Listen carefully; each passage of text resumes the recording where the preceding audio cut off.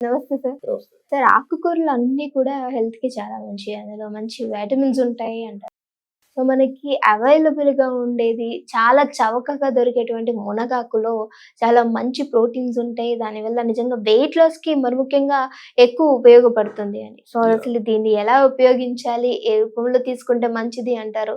అంటే చాలామంది వెయిట్ ఎక్కువైపోవటం వల్ల బాధపడే వాళ్ళని చూస్తూ ఉన్నాం.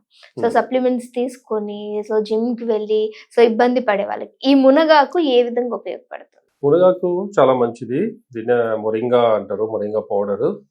సో, దీనికేంటంటే చాలా విటమిన్స్ ఉంటాయి. దీంట్లో ప్రోటీన్ ఉంటుంది, ఫైబర్ ఉంటుంది. అన్ని రకాల యాక్చువల్లీ చెప్పాలంటే మనం తీసుకునే డ్రై ఫ్రూట్స్ ఏవైతే రెగ్యులర్‌గా మనం వాడతామో వాటన్నిటిలో కలిపి ఎన్నైతే ప్రోటీన్స్, విటమిన్స్ అన్నీ ఉంటాయో న్యూట్రియంట్స్ అన్నీ దీంట్లో ఉంటాయి.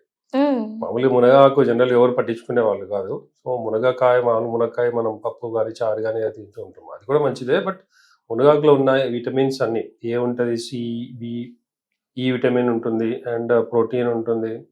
సో, ఎన్నో రకాల విటమిన్స్ ఇవన్నీ ఉంటాయి దీంట్లో. అండ్ బోన్‌కి కావాల్సిన స్ట్రెంత్ కూడా వస్తుంది. ఫైబర్ వలన వెయిట్ లాస్ వీటికి కూడా వస్తుంది. అన్ని రకాలుగా పనిచేస్తుంది. అండ్ పర్టిక్యులర్‌గా దీన్ని కూడా ఏంటంటే లిమిటెడ్‌గా తీసుకోవాలి.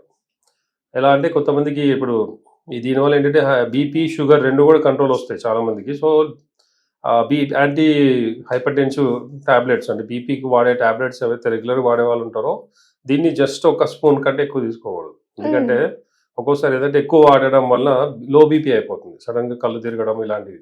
సో, ఇలాంటి వాళ్ళు తప్ప మిగతా వాళ్ళు హ్యాపీగా తీసుకోవచ్చు. బట్ జనరల్‌గా కూడా 1-2 స్పూన్స్ డైలీ. అంతకంటే ఎక్కువ వాడడం మంచిది కాదు. మంచిది కాదంటే అవసరం లేదు. సో, ఇది ఎలా అంటే మామూలుగా మనం వేడి నీళ్ళలో గానీ, ఈవెన్ మొరింగా టీ అని గూడా ఉంటుంది.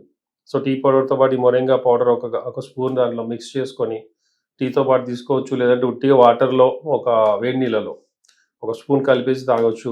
లేదంటే మనం చాలామంది ఏంటంటే పొడులు చేస్తారు గదా! పప్పుల పొడులని. అవును సార్. ఆ విధంగా మొరింగాను గూడా కొద్దిగా అవి ఇవి కలిపి పొడులు తయారు జేస్తారు. దాన్ని దోసలోకి లేదంటే అన్నంలోకి గానీ, దాంట్లో కొద్దిగా నెయ్యి ఇట్లాంటివి కలుపుకొని తినేస్తే మామూలుగా అన్నం గూడా మన ఆవకాయ ఏమైనా ఎట్లా తింటామో అలా గూడా తినొచ్చు. లేదంటే స్మూతీస్‌లో వాటిలో వీటిలో ఏదో విధంగా ఒక స్పూను జనరల్‌గా మనం చేసుకునే కర్రీస్‌లో గూడా ఏసుకోవచ్చు. సో, ఈజీ తీసుకోవడం చాలా ఈజీ ఇది. హ్మ్. అండ్ ఇది చాలామంది ఏంటంటే ఇది ఎలా ఉంటదో చేదుగా ఉంటదేమో అట్లా అనే ఫీలింగ్ ఉంటది. అలా గూడా ఏముండదు. సో, నార్మల్‌గా ఉంటది. ఈవెన్ పిల్లలు గూడా పెట్టొచ్చు. సో, దీనివల్ల ఏంటంటే చాలా బెనిఫిట్స్ మనకి డైజెషన్ బావుంటుంది. బీపీ, షుగర్ కంట్రోల్ అవుతది. Blood pressure and blood circulation కూడా బావుంటుంది. సో, హార్ట్‌కి సంబంధించిన ప్రాబ్లమ్స్ కూడా దీనివల్ల కంట్రోల్ అవుతాయి. అండ్ స్కిన్‌కి, హెయిర్‌కి కూడా మంచిది జనరల్‌గా. సో, దీంట్లో ప్రోటీన్ ఎక్కువుంటుంది. ఫైబర్ ఎక్కువుంటుంది కాబట్టి జనరల్‌గా మనకు ప్రోటీన్ డెఫిషియన్సీస్ ఉన్నవాళ్ళు, ఒబేసిటీ ఉన్నవాళ్ళు గూడా అంటే కొద్దిగా అది ఒక గ్లాసు వేడి నీళ్ళలో ఒక స్పూన్ కలిపేసి ఒక half an hour before lunch తాగేస్తే సో, ఆకలి గూడా అంత అనిపియదండి. హెవీనెస్ అంటే ఎక్కువ తినలేరు హ్మ్. ఫుడ్ గూడా. సో, ఆటోమేటిక్‌గా ఏంటంటే డైజెషన్ ఇంప్రూవ్ అవుతది. హెవీనెస్ అంటే సటైటీ అంటాం దాన్ని. సో, కొద్దిగా మనం తినంగానే ఎక్కువ తిన్నట్లు ఫీలింగ్ వస్తుంది. హ్మ్. ఆటోమేటిక్‌గా దానివల్ల ఏంటంటే ఒబేసిటీ కూడా కంట్రోల్ వస్తది. ఓకే. సో, సో, ఇట్లా చాలా మంది కూడా వీళ్ళు పెరుగులో కూడా దీన్ని మిక్స్ చేసుకొని తింటూ ఎలా ఉంటారు. అయినా మిక్స్ చేయొచ్చు. అయితే ఈ విధంగా అయినా కూడా hardly 1 or 2 spoons per day hmm. రెగ్యులర్‌గా వాడొచ్చు. అంతకంటే ఎక్కువ అంటే కొంతమందిలో దానివల్ల డైజెషన్ ఇష్యూస్ వస్తాయి. అంటే దీనిలో కొద్దిగా అన్నీ కూడా సప్లిమెంట్స్ లాగా ఐరన్ ఇలాంటివన్నీ కూడా ఉంటాయి. సో, ఓవర్‌గా ఎక్కువ తీసుకుంటే తీసుకున్న ఇండైజెషన్ అవుతది కొంతమందిలో. ఓవర్ హీట్ అవుతది కొంతమందికి. హ్మ్. ఇదేదైతే డైజెషన్ ఇంప్రూవ్ చేసి మోషన్ ఫ్రీ అవుతుంది మామూలుగా. బట్ ఎక్సెస్ డోసేజ్‌లో ఏమవుతుందంటే కాన్‌స్టిపేషన్ వస్తుంది. ఓవర్ హీట్ అవుతుంది. అందుకని ఏంటంటే దీన్ని లిమిటెడ్‌గా వాడమని చెప్తాం. 1 ఆర్ 2 స్పూన్స్ మాక్సిమం. హ్మ్. అండ్ హెల్త్ ఇష్యూస్ గాని ఏమీ లేని వాళ్ళు ఇంకొక స్పూన్ ఎక్స్‌ట్రా తీసుకోవచ్చు కావాలనుకుంటే. అంటే కొద్దిగా వర్కౌట్స్ చేసేవాళ్ళు, గ్రోయింగ్ చిల్డ్రన్ ఎవరికైతే ప్రోటీన్ అండ్ ఫైబర్ ఇవన్నీ ఐరన్ ఇలాంటివి ఎక్కువ అవసరం ఉంటదో వాళ్ళు ఎక్స్‌ట్రా తీసుకోవచ్చు. హ్మ్.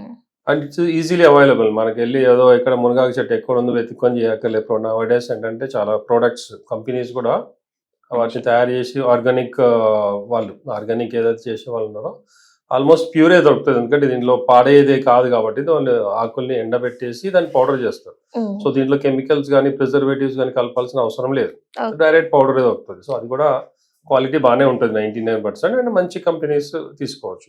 సార్ ఇందులో మీరు అన్నట్టు ప్రోటీన్ ఉంటుంది అండ్ అలానే ఐరన్ రిచ్ కంటెంట్స్ కూడా ఎక్కువ ఉంటాయి. సో చాలా మంది దీంతో పాటుగా మనకి బాదం, సో రిలేటబుల్ ఇవన్నీ తీసుకుంటూ ఉంటారు.